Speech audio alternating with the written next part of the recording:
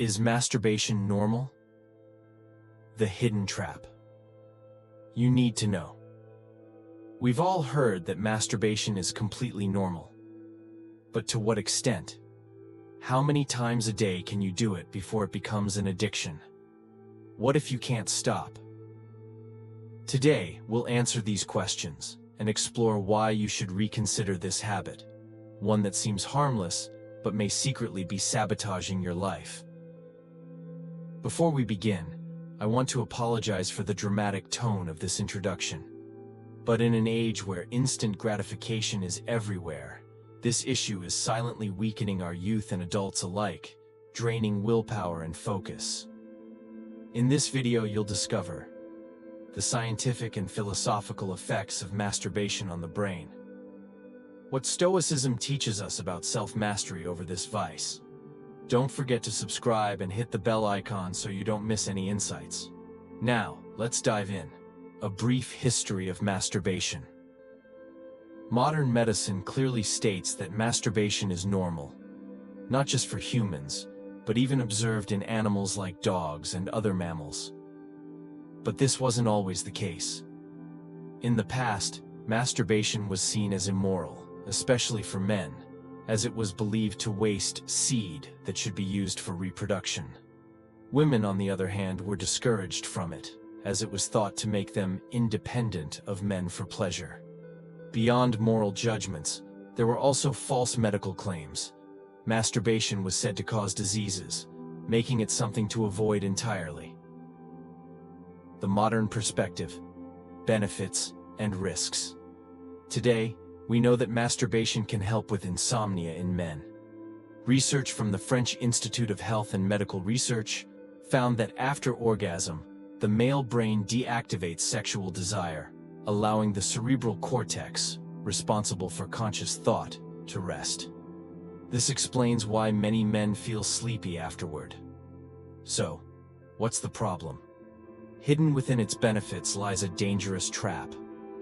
Masturbation releases dopamine, the feel-good hormone that reduces stress, creates calm, and provides a sense of reward. But this pleasure can become addictive.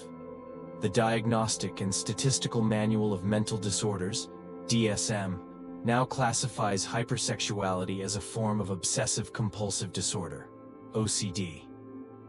This addiction can lead to loss of self-control, risky sexual behaviors, multiple partners, prostitution, excessive pornography consumption, as discussed in a previous video. How addiction develops. Just like with drugs, gambling, or junk food, your brain adapts to dopamine spikes. Over time, you need more and more stimulation to feel the same pleasure. Eventually, your brain blocks receptors to protect itself, leaving you frustrated, chasing a high you can no longer achieve. This is the same cycle seen in smokers, binge eaters, and alcoholics, an endless loop of craving and dissatisfaction. What Stoicism teaches us about self-control. Stoic philosophers like Seneca, Marcus Aurelius, and Epictetus viewed pleasure and lust through a lens of self-mastery. For them, masturbation wasn't just about physical release. It was a test of discipline. Epicurus famously said, "It is not the enjoyment of pleasure, but the mastery over it, that distinguishes a wise man." The Stoics didn't advocate repression, but conscious understanding and control of our desires. When we surrender to compulsions, we lose harmony with nature and ourselves. The consequences of uncontrolled habits. Compulsive masturbation often leads to guilt and shame, emotional instability, loss of motivation and focus. Instead of temporary pleasure, Stoicism encourages inner peace through self-discipline, an inspirational transformation. I once knew someone trapped in this cycle, using masturbation as an escape, only to feel worse afterward. But through Stoic principles, meditation, and mindfulness, they reclaimed control. Today they live with clarity, confidence, and purpose, no longer a slave to fleeting urges. Final thoughts.